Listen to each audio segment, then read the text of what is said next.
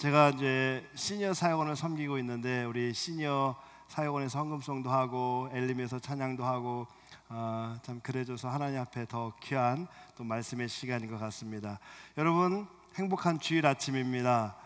제가 교회를 이렇게 쭉 둘러보면 한 가지 매주마다 똑같은 장면 하나를 볼 수가 있습니다. 우리 성도님들 늘 앉아 계신 자리에 그대로 앉아 계십니다. 예. 아마 여기 대부분 성도님들이 지난주에 앉았던 자리 오늘 또 앉아 계실 거예요. 나만 그러느냐? 옆 사람도 마찬가지입니다. 옆 사람을 한번 보세요. 지난주에 앉았던 분이 옆에 그대로 앉아 계실 겁니다. 우리 옆 사람에게 이렇게 인사하겠습니다. 다시 만나서 반갑습니다. 시작. 예. 많은 부모님들이 자녀를 위해 기도하는 기도 제목 중 하나가 뭐냐면 만남의 축복에 관한 것입니다. 저도 매일 저희 자녀들을 위해서 기도하는 기도 제목 중에 하나가 만남의 축복을 통해 하나님의 은혜를 누리는 삶을 살게 해주십시오, 이렇게 기도합니다. 여러분 그 동화작가 정채봉 씨가 쓴 처음의 마음으로 돌아가라 라는 에세이 책에서 사람의 만남을 이렇게 소개하고 있습니다. 가장 잘못된 만남은 생선과 같은 만남이다.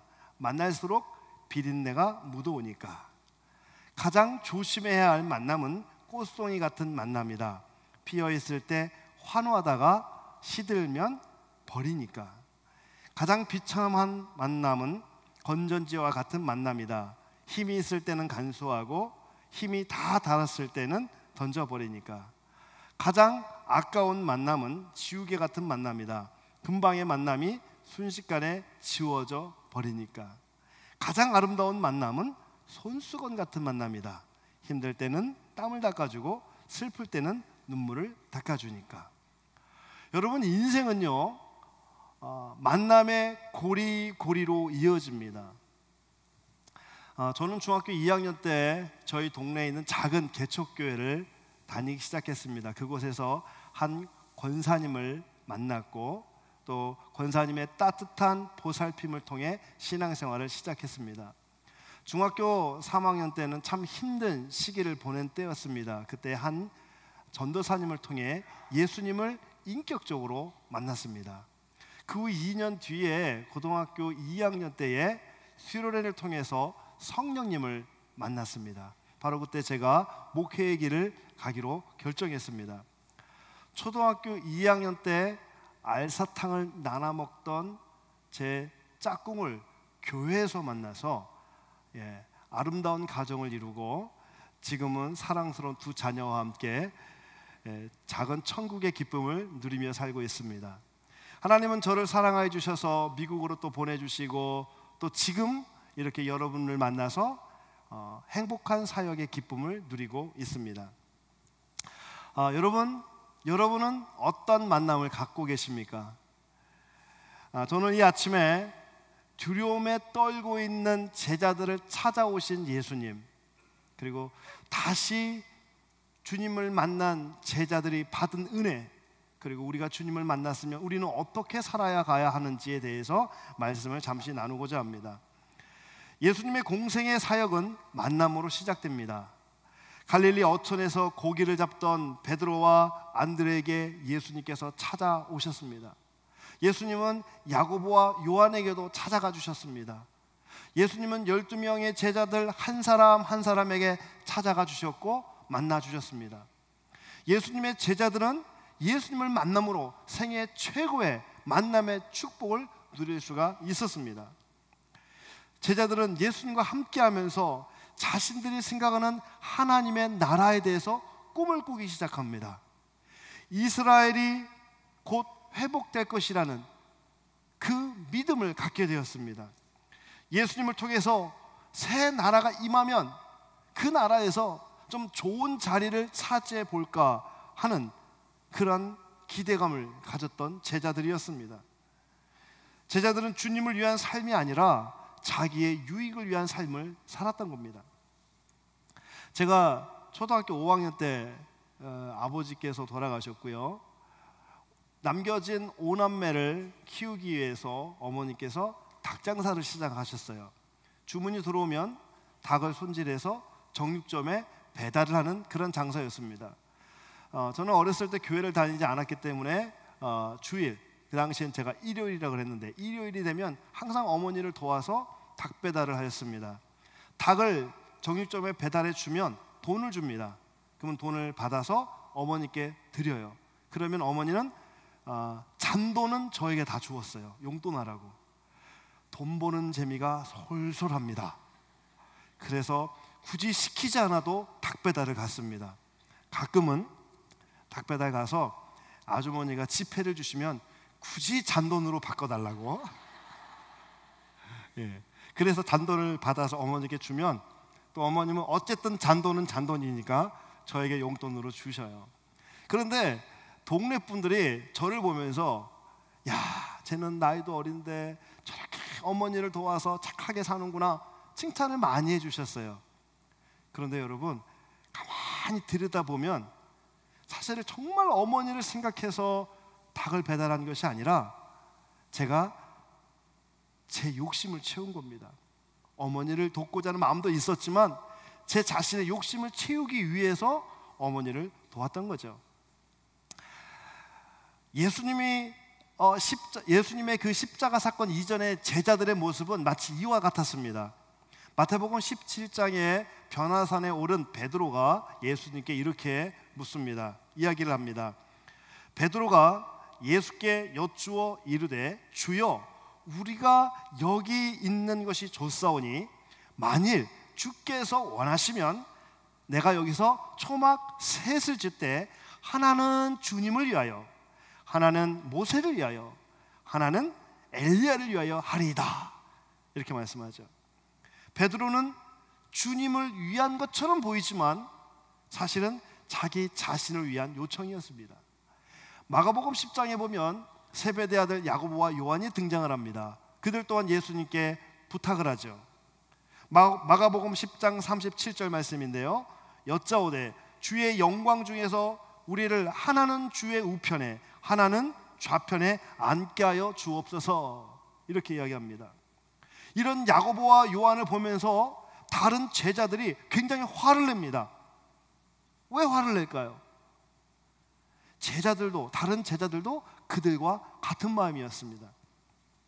결국 제자들은 겉으로는 정말 주님을 위한 것처럼 보이지만 사실은 자신들이 유익을 얻기 위해서, 자신의 유익을 위해서 예수님을 열심히 따라다녔던 거죠. 그러던 제자들에게 위기가 찾아왔습니다. 엄청난 기적을 행하던 예수님이 로마 군병에 잡히시더니 매를 받고 신문을 당하는 겁니다. 그리고 끝내 처참한 그 십자가를 지고 골고다 언덕길을 오르시는 것입니다. 충격에 휩싸인 제자들은 순식간에 흩어져 도망쳐버립니다. 심지어 벌거벗은 채 도망하는 제자도 있었고요, 나는 예수님을 알지도 못하고 만나지도 않았습니다 라고 부인하는 제자도 있었습니다. 삶의 위기가 찾아오자 제자들은 순식간에 예수님을 떠나고 두려움과 근심의 늪에 빠져들었습니다. 십자가에 달려 죽으신 예수님을 보면서 제자들은 예수님과의 만남이 이렇게 끝나는 줄 알았습니다. 많은 제자들이 각기 자기 길로 흩어졌습니다. 예수님의 12명의 제자들도 그 두려움과 공포 속에서, 불안함 속에서 꼭꼭 숨어 있었습니다.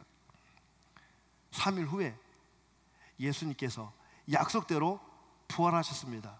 그리고 제자들을 다시 찾아주셨습니다. 본문 19절 말씀 우리 같이 한번 읽어보겠습니다. 시작. 이날 곧 안식구 첫날 저녁 때에 제자들이 유대인을 두려워하여 모인 곳에 문을 닫았더니 예수께서 오사 가운데에 서서 이르시되 너희에게 평강이 있을지어다. 아멘. 제자들을 찾아오신 예수님은 부활하신 몸을 제자들에게 친히 나타내 보여주셨습니다. 십자가의 곁을 떠난 이 절망과 두려움 가운데 있는 이 제자들에게 예수님께서는 위로와 소망을 더해 주셨습니다. 다시 찾아오신 예수님이 제자들에게 세 가지 선물을 주셨습니다. 첫 번째 선물은 평안입니다. 다시 찾아오신 예수님께서 제자들에게 뭐라고 말씀하십니까? 너희에게 평강이 있을지어다. Peace be with you. 21절에서 또 말씀하세요. 21절에서 너희에게 평강이 있을지어다. 여러분, 이 평강은요, 구약에서는 샬롬이라고 이야기하고 신약에서는 에이레네라고 이야기를 합니다. 여러분, 예수님께서 주시는 이 평안은 세상에서 줄 수 있는, 세상에서 얻을 수 있는 평안이 아닙니다. 세상에서 얻을 수 있는 것은 편안이지만 예수님께서 주시는 것은 평안입니다. 세상이 주는 편안은 내가 편할 때 느낄 수 있는 거고요, 상황에 따라 달라지는 나의 만족일 뿐입니다. 그러나 예수님의 평안은 상황과 환경을 뛰어넘는 완전한 평안입니다. 주님이 주신 이 평안함을 누리고 계시는 우리 교회 한 집사님에 관한 이야기입니다.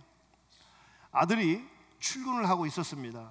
그런데 고속도로에서 시속 70마일로 달려오는 차와 정면 충돌하는 사고를 당하게 되었습니다. 너무나 사고가 컸기 때문에 헬기가 와서 급박하게 이 아들을 싣고 병원에 가서 수술을 했습니다. 이 소식을 들은 어머니는 그 불안함과 그 두려움이, 그 온 머리부터 발끝까지 그 두려움이 사로잡았습니다. 아들이 있는 병원을 향해 달려가는 엄마는 계속해서 기도합니다. 쉬지 않고 기도합니다. 하나님, 살려주십시오. 하나님, 내 아들 살려주십시오. 아들은 수술을 하고 또 수술을 했습니다. 계속해서 반복되어지는 수술 속에 아들의 몸은 점점 약해져만 갔습니다. 다친 아들을 보면서, 약해진 아들을 보면서 엄마가 해줄 수 있는 것은 아무것도 없었습니다. 그저 하나님 앞에 울부짖으며 애절하게 기도할 뿐이었습니다. 집사님은 매일 새벽마다 아들을 위해서 기도에 무릎을 꿇었습니다. 어느 날 집사님이 제게 찾아와서, 목사님, 기도 좀 해주세요, 그러는 거예요. 참, 아들이 큰 사고를 당했기 때문에 얼마나 힘드실까, 얼마나 마음이 아프실까, 얼마나 가슴이 메어질까, 그런 생각이 들어서 참 제가 조심스럽게 여쭤봤어요. 집사님, 마음이 많이 힘드시죠? 그랬더니 집사님 이렇게 말씀하십니다. 예, 목사님, 처음에는 정말 많이 힘들었어요. 그런데 지금은 마음이 평안합니다. 모든 것 다 하나님이 하시잖아요. 여러분, 지금 이 상황을 놓고 세상의 기준으로 본다면 결코 평안을 누릴 수 없는 상황입니다. 그러나 예수님을 만난 사람은 상황을 뛰어넘는 평안을 누릴 수 있는 겁니다. 그래서 예수님께서는 요한복음 14장 27절에서 이렇게 말씀하십니다. 우리 함께 읽어보겠습니다. 시작. 평안을 너에게 끼치노니 곧 나의 평안을 너희에게 주노라. 내가 너희에게 주는 것은 세상에 주는 것과 같지 아니하니라. 너희는 마음에 근심하지도 말고 두려워하지도 말라. 사랑하는 성도 여러분, 저는 오늘 이 아침에 여러분들이 세상이 줄 수 없는, 예수님만이 주시는 그 평안을 받아 누릴 수 있기를 주의 이름으로 축복합니다. 두 번째, 다시 찾아오신 예수님이 주신 선물은 보내심의 사명입니다. 본문 21절 우리 다 같이 읽어보겠습니다. 시작. 예수께서 또 이르시되 너희에게 평강이 있을지어다. 아버지께서 나를 보내신 것 같이 나도 너희를 보내노라. 아버지께서 나를 보내신 것 같이 나도 너희를 보내노라. 여러분, 예수님을 다시 만난 사람은요, 보냄받은 사람으로 사는 사람입니다. 그러면 보냄받은 사람은 어떤 사람일까요? 첫 번째는 생각의 기준이 하나님의 기쁨이 되는 사람입니다. 그래서 사도 바울은요, 데살로니가전서 2장 4절에서 이렇게 말씀합니다. 오직 하나님께 옳게 여기심을 입어 복음을 위탁받았으니 우리가 이와 같이 말함은 사람을 기쁘게 하려 함이 아니요 오직 우리 마음을 감찰하시는 하나님을 기쁘게 하시게 하려 함이라. 아멘. 여러분, 믿음의 핵심이 뭘까요? 믿음의 핵심. 우리가 잘 아는 오스왈드 챔버스는 이렇게 이야기합니다. 믿음의 핵심은 하나님의 기쁨이지 하나님 안에서 나의 기쁨이 아니다. 그렇습니다, 여러분. 믿음은 하나님의 이름을 빌려와서 내 기쁨을 채우고 내 만족을 채우는 것이 아니라 하나님만을 기쁘게 하시고 하나님만을 만족해 하는 것이 바로 믿음입니다. 몇 달 전에 저희 교회 은퇴하시고 등록하신 한 목사님이 계셔서 제가 신방을 했어요. 이 목사님께서는 한국에서 20년 동안 목회를 참 열심히 감당하셨습니다. 그리고 그 마음이 뜨거워서 모스크바로 선교를 떠납니다. 모스크바 선교사로 자원하여서 모스크바 선교를 갔습니다. 그곳에서 정말 열심히 복음을 전했습니다. 2개의 교회를 세웠고요, 신학교를 세워서 많은 신앙생활을 배출했습니다. 얼마나 열심히 했던지 정말 많은 열매를 맺었습니다. 그리고 2012년도에 선교사로 은퇴하셨습니다.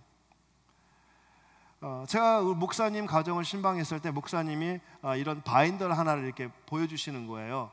이렇게 넘겨보니까 목사님께서 사역하셨던, 선교하셨던, 목회하셨던 그 히스토리를 사진으로 쭉 모아놨는데, 그 사진을 보면서 제 마음에 드는 생각이, 야, 목사님 정말 열정적으로 목회하셨구나, 이런 마음이 드는 거예요. 그런데 목사님이 무겁게 입을 여시며 제게 이렇게 말씀하십니다.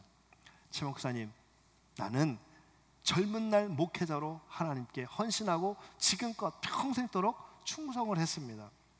선교 중에는 여러 번의 권총 강도를 만났음에도 불구하고 선교지를 떠나지 않고 선교지를 지키며 쭉 주의 길을 걸어왔습니다.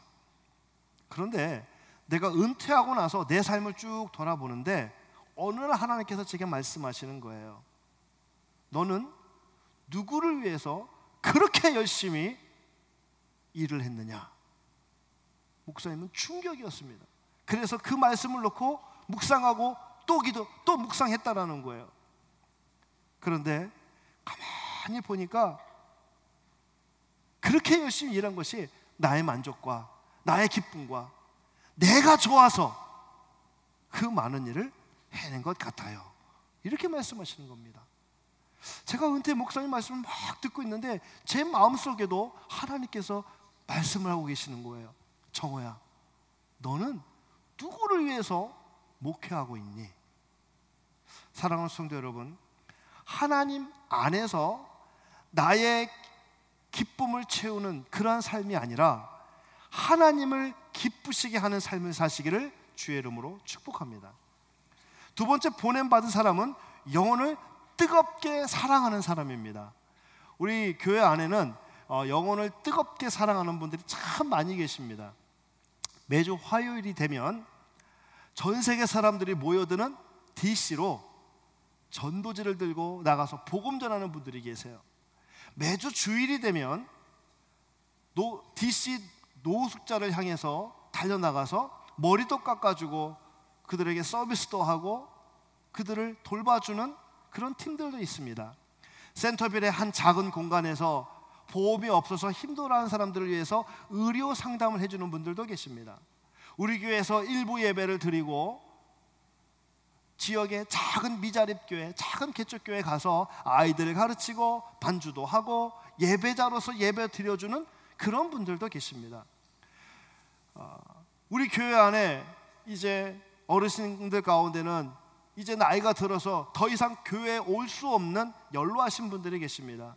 그런 분들을 위해서 우리 시니어 사역원에서는 직접 찾아가는 예배를 통해서 예배를 함께 드려주는 그런 분들도 계십니다.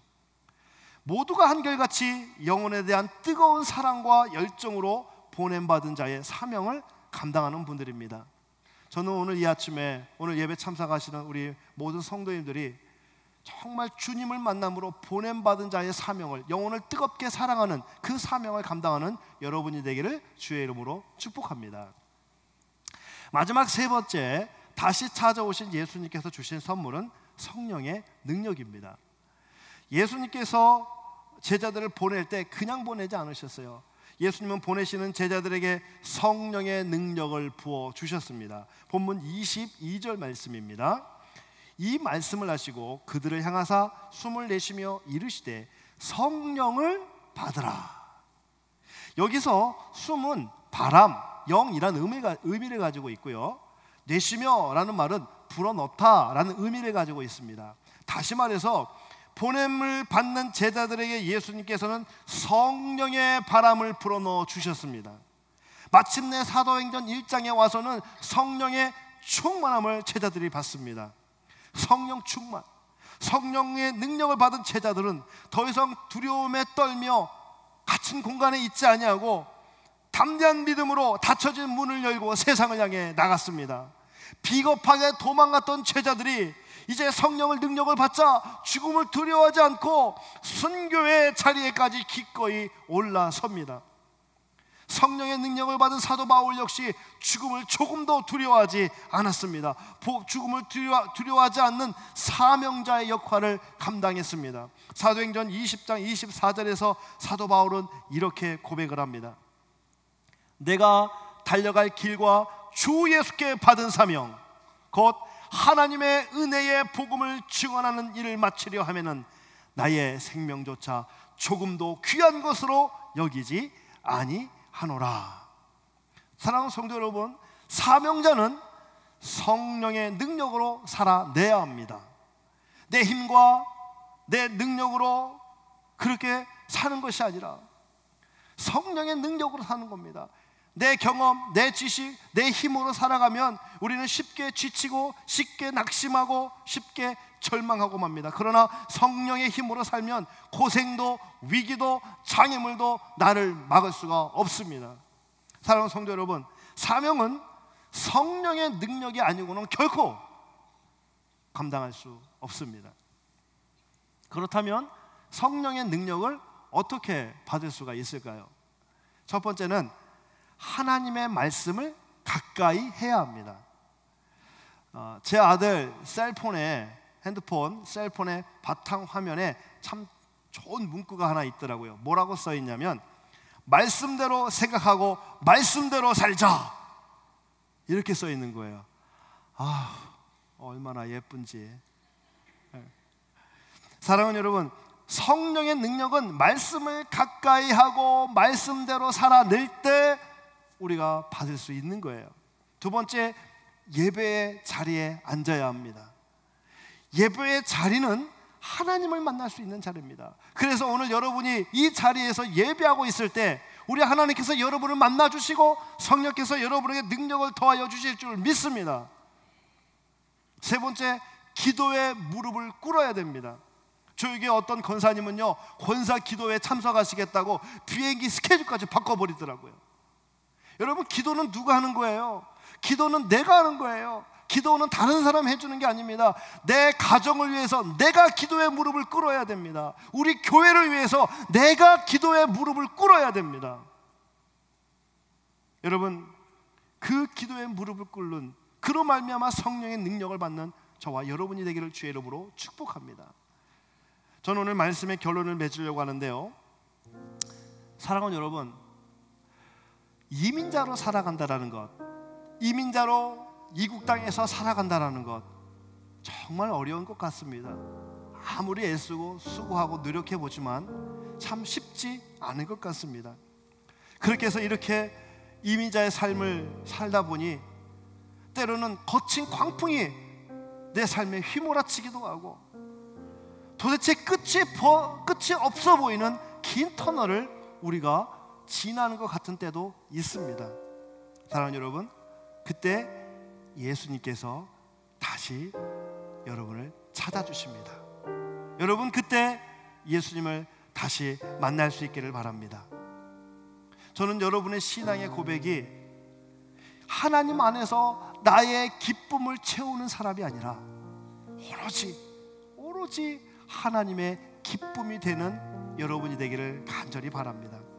사랑하는 성도 여러분, 제자들이요, 성령의 능력을 받으니까 닫힌 문을 열고 세상을 향해 담대히 나갔습니다. 오늘 이 예배를 통해서 우리도 성령을 받아서, 성령 충만받고 성령의 은혜를 받아서 교회당 문을 박차고 나갈 때는 담대함으로 성령님과 더불어 힘있게 세상을 이겨나갈 수 있는 저와 여러분이 되기를 주의 이름으로 축복합니다. 우리 시간 다 같이 자리에 일어나셔서 함께 찬양하겠습니다. 찬양할 때 하나님, 내 인생에 깊은 한숨이 있지만 그 한숨 가운데 주님 찾아와 주셔서 그 한숨이 아니라 성령께서 내 안에 숨을 불어넣어 주셔서 하나님, 성령의 바람이 내 안에 충만할 수 있도록 주님 도와주옵소서. 그런 마음 가지고 우리 함께 찬양하겠습니다.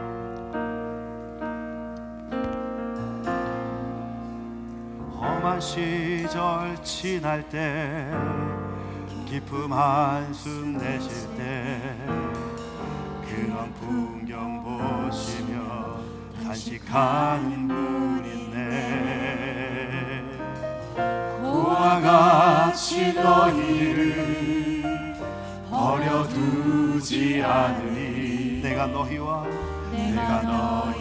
영원히 함께하. 아멘. 할렐루야. 성령이 오셨네. 성령이 오셨네. 성령이 오셨네. 내 주에 보내신 성령이 오셨네. 우리 인생 가운데, 우리 인생 가운데 친히 찾아오셔서 그 나라 꿈꾸게 하시네. 억눌린 자 갇힌 자, 억눌린 자 갇힌 자, 자유함이 없는 자, 비난처가 되시는 성령님 계시네. 아멘. 주님, 주의 영이 계신 곳에 잠자유가 있다네. 진리의 영이신 성령이 오셨네. 성령이 오셨네.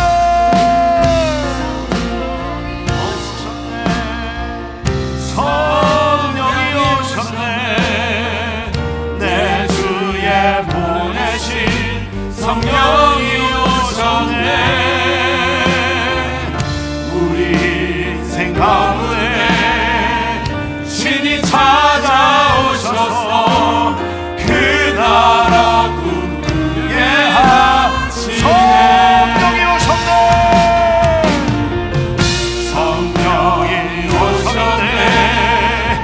성령이 오셨네.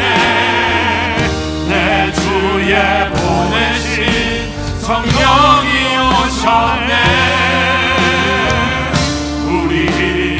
가운데 주인이 찾아오셔서 그 나라 꿈꾸게. 이 시간에서 기도와 함께 찬양할까요? 성령이 오셨네.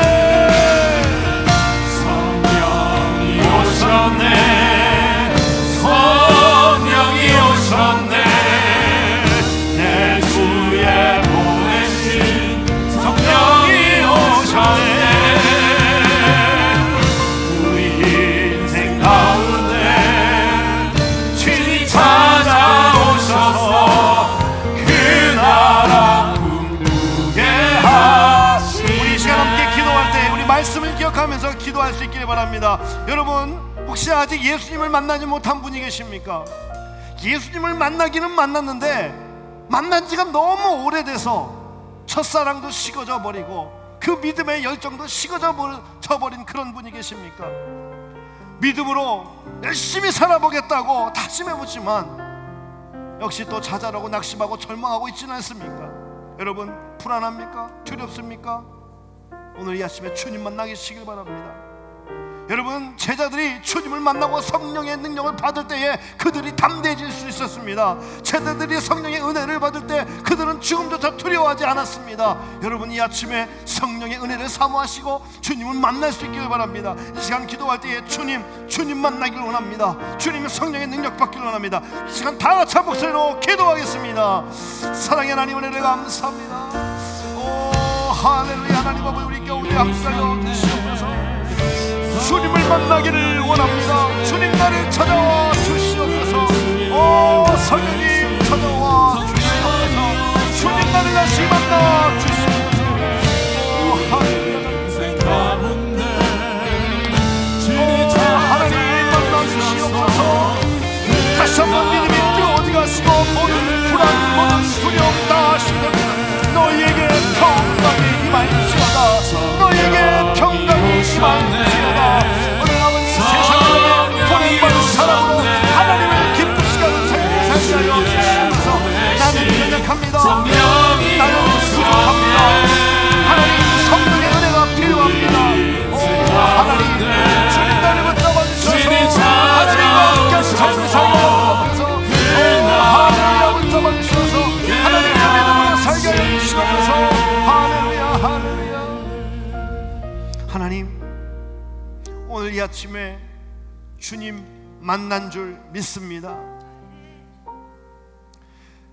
세상을 향해 나갈 때는 우리는 늘 넘어지고 쓰러지고 좌절하고 절망할 뿐인데, 주님, 오늘 이 밤에 주님이 나를 찾아와 주셨고 나를 만나 주셨으니, 성령을 불어넣어 주셨으니, 주여 세상을 담대하게 살아가게 하여 주옵소서. 세상 속에서 주의 능력을 발휘하게 하여 주시옵소서. 두려워하지 말게 하시고, 놀라지 말게 하시고, 불안해하지 말게 하시고, 좌절하지 말게 하여 주옵소서. 이번 한 주간 동안도 주님 의지합니다. 성령 충만하며 성령의 은혜 가운데 살게 하여 주시옵소서.